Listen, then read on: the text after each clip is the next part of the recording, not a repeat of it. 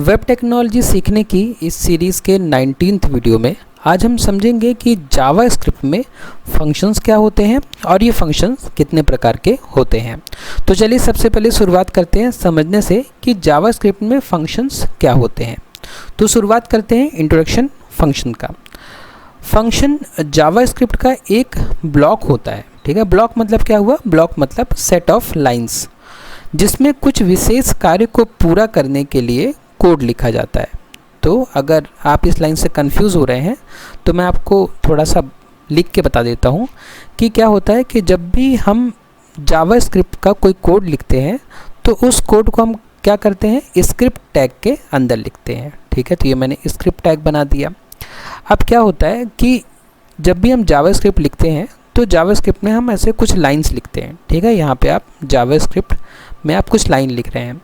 अब मान लीजिए कि आपने जो कोड लिखा है उस कोड में ऐसा हो रहा है कि कुछ सेट ऑफ लाइंस बार बार उपयोग हो रही हैं, ठीक है। अगर कुछ सेट ऑफ लाइंस बार बार उपयोग होंगी तो आप क्या करेंगे, उन सेट ऑफ लाइंस को आप बार बार लिखेंगे। आपने वही लाइन यहाँ लिखी, फिर वही लाइन यहाँ लिखी, फिर वही लाइन हो सकता है आपने यहाँ पे लिखी। तो क्या हुआ कि आपके कोड में रिपीटेशन हो गया, ठीक है। आप एक ही काम को बार बार करने के लिए बार बार वही लाइन को आप अपने कोड में लिख के अपने कोड को काफ़ी बड़ा और मेसी बना रहे हैं। तो इसका एक सॉल्यूशन है कि आप क्या करिए कि अगर ऐसी कुछ लाइंस हैं जिनका उपयोग आपको आपके प्रोग्राम में बार बार करना है तो आप उन लाइनों को एक फंक्शन के अंदर लिख दीजिए, ठीक है। एक फंक्शन के अंदर इन लाइनों को आप लिख दीजिए। तो अब क्या होगा कि जब भी आपको इन लाइनों की ज़रूरत पड़ेगी तो आप इस फंक्शन को कॉल कर लेंगे, ठीक है।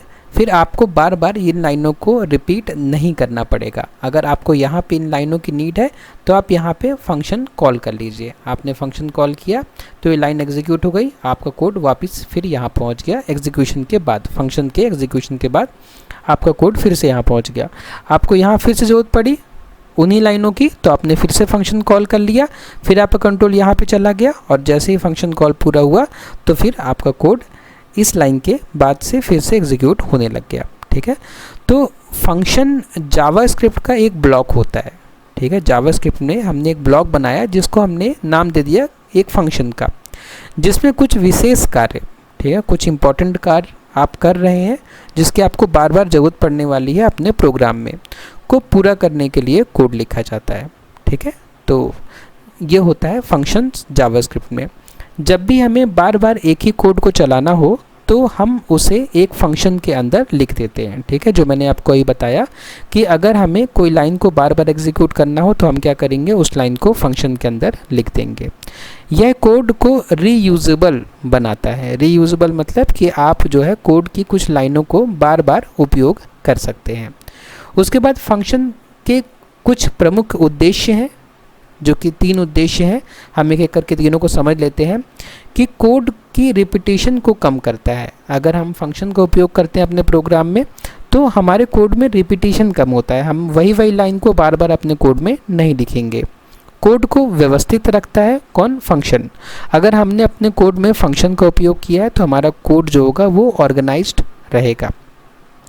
कॉम्प्लेक्स लॉजिक को छोटे छोटे भागों में बांटता है। तो अगर आपके कोड में कुछ कॉम्प्लेक्स लॉजिक है तो आप क्या कर सकते हैं, फंक्शन के माध्यम से उन कॉम्प्लेक्स लॉजिक को छोटे छोटे पार्ट्स में बांट सकते हैं और उस सबको अलग अलग फंक्शन में रख सकते हैं। एग्जाम्पल के लिए जैसे हम जब कैलकुलेटर बनाते हैं तो हम क्या करते हैं कि सारे ऑपरेशंस का अलग अलग फंक्शंस बना लेते हैं, ठीक है। एग्जाम्पल के लिए यहाँ पे एक कोड लिखा हुआ है जावास्क्रिप्ट का, जिसमें हमने क्या किया है कि फंक्शंस का उपयोग दिखाया है। यहाँ पे देखिए ये स्क्रिप्ट लिखी हुई है, ये स्क्रिप्ट के अंदर, इस स्क्रिप्ट के अंदर, ठीक है, ये यहाँ पे फंक्शन लिखा हुआ है, ठीक है, ये फंक्शन। और इस फंक्शन को जब भी आप कॉल करेंगे, इस फंक्शन को जब भी आप कॉल करेंगे तो इस फंक्शन के अंदर लिखी हुई ये 2 लाइन एग्जीक्यूट होंगी और इन 2 लाइनों में जो भी काम करने के लिए कहा गया है वो काम जो होगा वो एग्जीक्यूट होगा, वो काम परफॉर्म होगा। उसके पहले हमने स्क्रिप्ट टैग के बाहर एक HTML हमने पेज बनाया है। इस पेज में एक टेक्स्ट बॉक्स बनाया गया है। यहाँ पे देखिए, यहाँ पे इस जो पेज है, इस पेज का नाम है एंटर योर नेम। उसके बाद में एक टेक्स्ट बॉक्स है जिसमें हम यूज़र को नाम उसका नाम एंटर करने के लिए बोल रहे हैं। उसके बाद में एक बटन बनी हुई है, जिस बटन को हम क्लिक जब करेंगे तो ये जो है ये फंक्शन एग्जीक्यूट हो जाएगा। ठीक है, इस बटन के क्लिक करने पर ये फंक्शन एग्जीक्यूट हो जाएगा। ये फंक्शन जब एग्जीक्यूट होगा तो हमारा कंट्रोल कहाँ जाएगा, स्क्रिप्ट जो टैग है उसके अंदर जो फंक्शन लिखा हुआ है उस फंक्शन में जाएगा और ये लाइनें हमारी एग्जीक्यूट होंगी। तो चलिए एक बार हम क्या करते हैं, इस कोड को रन करके देख लेते हैं कि क्या आउटपुट आ रहा है और उसके बाद में हम आगे बढ़ते हैं और समझते हैं फंक्शन के प्रकारों के बारे में। तो ये हमारा मैंने अपना VS कोड ओपन कर लिया है और ये हमारा कोड है जिसमें हमने स्क्रिप्ट टैग के अंदर फंक्शंस का उपयोग किया है। अभी हम समझेंगे कि फंक्शन को डिक्लेयर कैसे किया जाता है, लेकिन फ़िलहाल के लिए बस आप ये देखिए कि हमने यहाँ पे एक फ़ंक्शन का उपयोग किया है और ये फंक्शन जो है यहाँ HTML पेज से कॉल हो रहा है। ठीक है, मैं इस कोड को रन करूँ, रन करने पर HTML पेज ओपन होगा। उस HTML पेज में यहाँ पे नाम एंटर करने के लिए बोला गया है। मैं यहाँ पे अगर नाम एंटर करूँ अपना, अनूप एंटर करूँ मैं अपना नाम और मैं इस ग्रीट बटन पर क्लिक करूँ, ठीक है, तो वो जो फंक्शन होगा जो हमने कोड में लिखा था वो फंक्शन कॉल होगा और कंसोल में, ठीक है, हमने जो प्रिंट कराया है वो कंसोल में कराया है। तो कंसोल में मुझे चेक करना पड़ेगा। देखिए कंसोल में ये लिख के आ जा रहा है मैसेज। ठीक है, ये मैं एक बार इसको फिर से रीसेट कर देता हूँ। तो देखिए यहाँ पे अभी कंसोल खाली है। ठीक है, मैंने नेम में क्या किया, अपना नाम मैंने टाइप किया और मैंने ग्रीट पर क्लिक कर दिया तो मुझे कंसोल में मैसेज दिख गया कि hello Anoop, welcome to JavaScript. ठीक है, तो ये है हमारा कोड, है ना, हमने ये कोड लिखा था और जैसे ही हमने इस ग्रीट नाम के बटन पर क्लिक किया तो ये फंक्शन कॉल हुआ और फंक्शन कॉल होकर हमारा ये काम हो गया, मतलब ये मैसेज प्रिंट हो गया। अब इस फंक्शन की वजह से हम इस पर्टिकुलर काम को हम कितने बार भी करा सकते हैं। जब भी हमें ये काम कराना है तो हम क्या करेंगे, सिर्फ इस फंक्शन को कॉल कर देंगे, कॉल करेंगे और हमारा ये काम पूरा हो जाएगा। ठीक है, तो ये हमारा जावास्क्रिप्ट में फंक्शन का उपयोग है। ठीक है, उसके बाद अगर हम आगे बढ़ें तो अब हम समझते हैं कि हम अपने जावास्क्रिप्ट के कोड में फंक्शन को किस तरीके से डिक्लेयर कर सकते हैं। तो फंक्शन डिक्लेरेशन का मतलब है एक फंक्शन को घोषित करना। ठीक है, फंक्शन डिक्लेरेशन को हिंदी में हम क्या बोलेंगे, फंक्शन को घोषित करना, यानी उसका नाम, पैरामीटर और कार्य बताना। तो जब हम फंक्शन को घोषित करेंगे तो हम क्या बताएंगे, फंक्शन का नाम बताएंगे, पैरामीटर बताएंगे। पैरामीटर मतलब कि उस फंक्शन को कॉल करते समय हम क्या क्या वैल्यू उस फंक्शन में पास कर रहे हैं, और उसके अलावा हम कार्य बताएंगे कि वो फंक्शन हमारा क्या काम करेगा, ताकि वह बाद में कॉल किया जा सके, ताकि हम उस फंक्शन को बाद में कॉल कर सकें। ठीक है, उसका नाम रहेगा तभी तो हम कॉल कर पाएंगे। ठीक है, तो इसलिए हम फंक्शन को पहले क्या करते हैं, डिक्लेयर करते हैं। इसमें हम फंक्शन का नाम, उसके पैरामीटर और उसके अंदर के कोड को लिखते हैं। ये तरीका सबसे सामान्य और पारंपरिक तरीका होता है फंक्शन बनाने का। तो जब भी फंक्शन बनाना हो तो ये जो तरीका है जो अभी हमने देखा, ठीक है, तो ये सबसे कॉमन तरीका है फंक्शन को डिक्लेयर करने का। तो उसका सिंटेक्स क्या होता है, तो फंक्शन हम कुछ इस तरीके से डिक्लेयर करते हैं। सबसे पहले हम लिखते हैं फंक्शन और फिर फंक्शन का नाम और जो भी वैल्यूज़ हमें लेनी है, ठीक है, उस फंक्शन के अंदर, तो वो वैल्यूज़ के लिए हम वेरिएबल्स यहाँ पे लिखेंगे और उसके बाद में जो भी हमें कार्य करना है वो हम यहाँ फंक्शन के अंदर लिखेंगे। एग्जाम्पल के लिए जैसे यहाँ पे ये हमने एक से हेलो नाम का फंक्शन बनाया है। ठीक है, फंक्शन बनाने के लिए हमने सबसे पहले फंक्शन कीवर्ड लिखा है और उसके बाद में फंक्शन का नाम दिया है, और फंक्शन का नाम देने के बाद पैरामीटर कुछ भी नहीं है क्योंकि ये फंक्शन हमारा कुछ भी इनपुट नहीं ले रहा है, और कर्ली ब्रैकेट के अंदर हमने क्या कर दिया है, जो हमें मैसेज प्रिंट कराना है वो मैसेज हमने लिख दिया है। ठीक है, और इस फंक्शन को जब हमें कॉल करना होगा तो हम क्या करेंगे, सिंपली अपने कोड में से हेलो को लिख देंगे और हमारा फंक्शन जो है वहाँ से, जहाँ पे भी हमने लिखा है इस पर्टिकुलर लाइन को, वहाँ से हमारा फंक्शन कॉल हो जाएगा। ठीक है, अगर हम चाहें तो अपने फंक्शन के अंदर पैरामीटर्स भी लिख सकते हैं। मतलब जब हम फंक्शन डिक्लेयर कर रहे हैं तो फंक्शन डिक्लेरेशन के समय हम पैरामीटर भी लिख सकते हैं। जैसे यहाँ पे देख पा रहे हैं, यहाँ पे कोई पैरामीटर हमने नहीं लिखा है से हेलो फंक्शन में, लेकिन बाद में हमने दूसरा फंक्शन बनाया है ग्रीट नाम का, और उसमें नेम नाम का पैरामीटर है। मतलब जब भी फंक्शन कॉल किया जाएगा, देखिए यहाँ पे फंक्शन कॉल किया गया है, जब भी फंक्शन कॉल किया जाएगा तो फंक्शन कॉल के समय एक वैल्यू पास की जाएगी। और यहाँ पे जब हम देखेंगे तो यहाँ पे हमने फंक्शन कॉल के समय कोई वैल्यू पास नहीं की थी, ठीक है, क्योंकि हमारा फंक्शन रेडी नहीं था कोई वैल्यू लेने के लिए। लेकिन यहाँ पे हमने फंक्शन को जब डिक्लेयर किया है तो हमने नेम नाम का पैरामीटर बनाया है। मतलब जब इस फंक्शन को कॉल किया जाएगा, इस फंक्शन को कॉल किया जाएगा तो फंक्शन को कॉल करते समय आपको एक वैल्यू भी देनी ज़रूरी है। तो हमने राहुल एक नाम दे दिया जब हमने फंक्शन को कॉल किया, तो इस नेम नाम के वेरिएबल में राहुल स्टोर हो गया। और जब इस फंक्शन के अंदर हम मैसेज प्रिंट करेंगे तो हेलो, और नेम की जगह क्या प्रिंट हो जाएगा, राहुल, और हाउ आर यू, ये मैसेज प्रिंट होके पूरा आ जाएगा, ठीक है। तो जब फंक्शन को कॉल करेंगे तो हमारा ये आउटपुट आ जाएगा, ठीक है। तो इस तरीके से हम फंक्शन को डिक्लेयर कर सकते हैं बिना पैरामीटर के और पैरामीटर के साथ।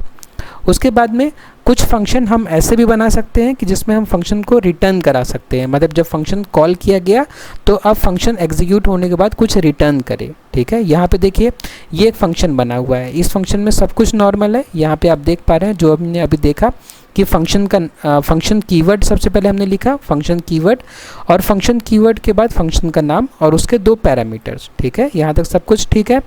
उसके बाद हम लिख सकते हैं return a plus B. Return a plus B मतलब कि जब फंक्शन को कॉल किया जाएगा तो a और b में जो भी वैल्यू भेजी जाएगी उन दोनों वैल्यूज़ को जोड़ने के बाद जो भी वैल्यू आएगी उसको रिटर्न किया जाए कहाँ पे, जहाँ से ये फंक्शन कॉल किया गया है, ठीक है। जैसे कि हम यहाँ पे देख पा रहे हैं कि ये तो फंक्शन का डिक्लेरेशन हो गया, यहाँ पे हमने फंक्शन क्या किया है, डिक्लेयर किया है। लेकिन यहाँ पे हमने फंक्शन कॉल किया है, देखिए यहाँ पे, ठीक है। यहाँ पे हमने क्या किया, फंक्शन को कॉल किया है।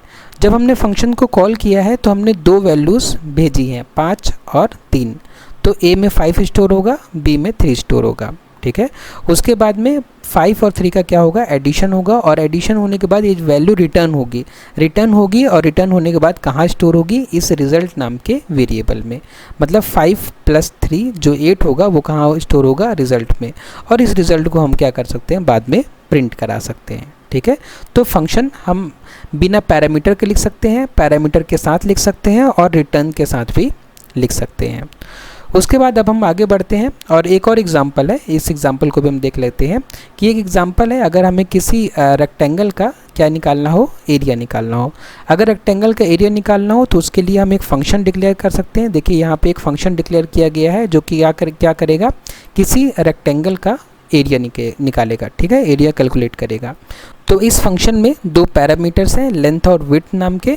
जब भी फंक्शन कॉल किया जाएगा, जैसे कि यहाँ पे फंक्शन कॉल किया गया है, तो हमें 2 वैल्यूज़ भेजनी पड़ेगी। तो हमने 5 और 4 2 वैल्यूज़ भेज दी, दोनों का मल्टीप्लिकेशन होगा और जो वैल्यू होगी मल्टीप्लिकेशन के बाद जो आंसर होगा वो रिटर्न हो जाएगा। और रिटर्न होकर इस जहाँ पे हमने कॉल किया है इस पर्टिकुलर प्लेस पर ये वैल्यू आ जाएगी, ठीक है। अगर जैसे 5 और 4 हमने भेजा था तो 5 × 4 कितना हो जाएगा, 20, और 20 जो है, ठीक है, 20 इस जगह पे आ जाएगा और आयत का क्षेत्रफल है 20, ऐसा आउटपुट में लिखकर आ जाएगा, ठीक है। ये हमारा पूरा आउटपुट आ जाएगा कि आयत का क्षेत्रफल है 20, ओके। तो इस तरीके से हम क्या कर सकते हैं, हम फंक्शन का उपयोग करके वैल्यूज़ को रिटर्न करा सकते हैं, आंसर को रिटर्न करा सकते हैं। उसके बाद में फंक्शन के प्रकार। अब जावास्क्रिप्ट में हम कई प्रकार के फंक्शन बना सकते हैं, जिसमें सबसे पहला प्रकार है नेम्ड फंक्शन। नेम्ड फंक्शन मतलब नाम वाला फंक्शन, जो कि हम अभी तक बना रहे थे, ठीक है। हमने अभी तक जो फंक्शन बनाया वो सारे क्या थे, नाम वाले फंक्शन थे, ठीक है।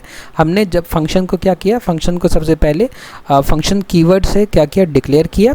उसके बाद में फंक्शन का नाम लिखा, ठीक है। तो इसीलिए इसको बोल रहे हैं नेम्ड फंक्शन, ठीक है, क्योंकि हमने फंक्शन का नाम दिया। तो ये पहले प्रकार का फंक्शन हो गया। इसका फ़ायदा क्या है कि इसे बार बार नाम से कॉल किया जा सकता है, ठीक है। जब भी आप इस तरीके का फंक्शन बनाएंगे तो आप इसके नाम से आप इसे क्या कर सकते हैं, कॉल कर सकते हैं। लेकिन जावास्क्रिप्ट में फंक्शन बनाने का एक और तरीका भी है, जिसको हम कहते हैं एनोनिमस फंक्शन या बेनाम फंक्शन। मतलब इनमें कोई नाम नहीं होता, इस फंक्शन का कोई नाम नहीं होता।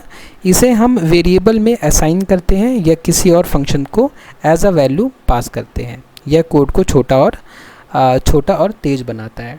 तो इसमें हम बस फंक्शन कीवर्ड लिखकर बस हम ये ब्रैकेट लगा देंगे, ठीक है। अगर पैरामीटर पास करना है तो पैरामीटर हम यहीं लिख देंगे, और अगर हमें पैरामीटर पास नहीं करना तो हम बस ऐसे ही ब्रैकेट लगा देंगे। यहाँ पे हमें नाम देने की ज़रूरत नहीं है, ठीक है।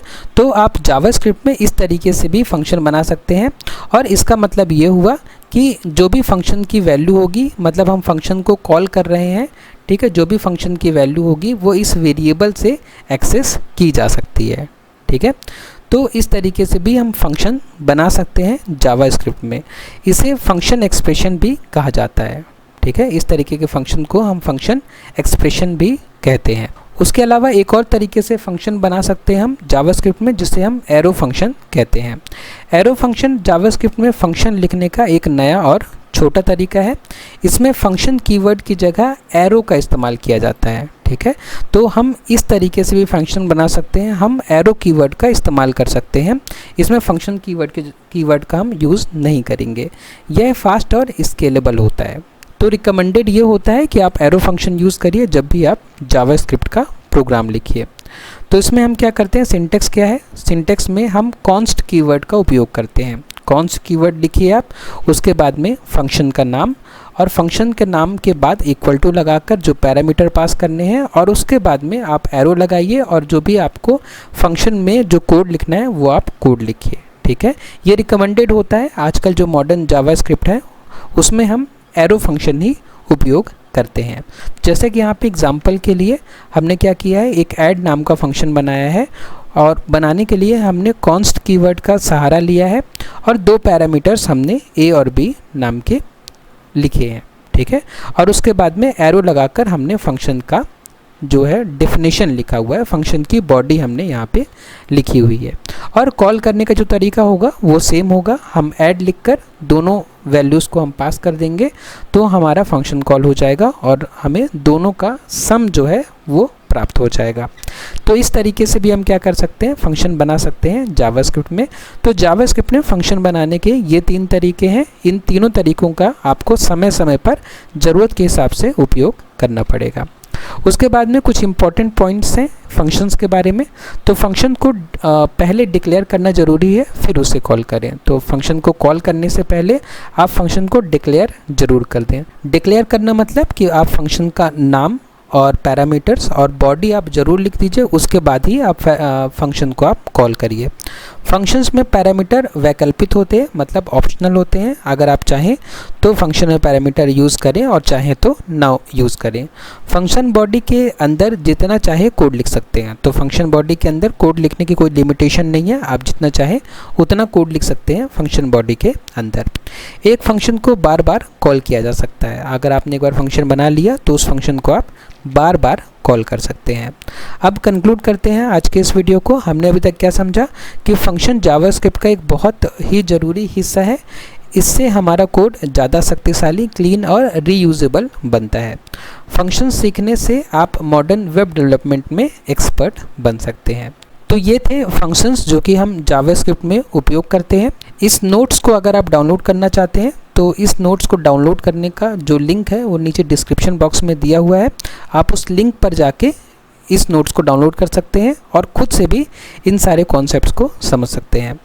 तो आज के इस वीडियो में बस इतना ही। आपने वीडियो को लास्ट तक देखा उसके लिए बहुत बहुत धन्यवाद।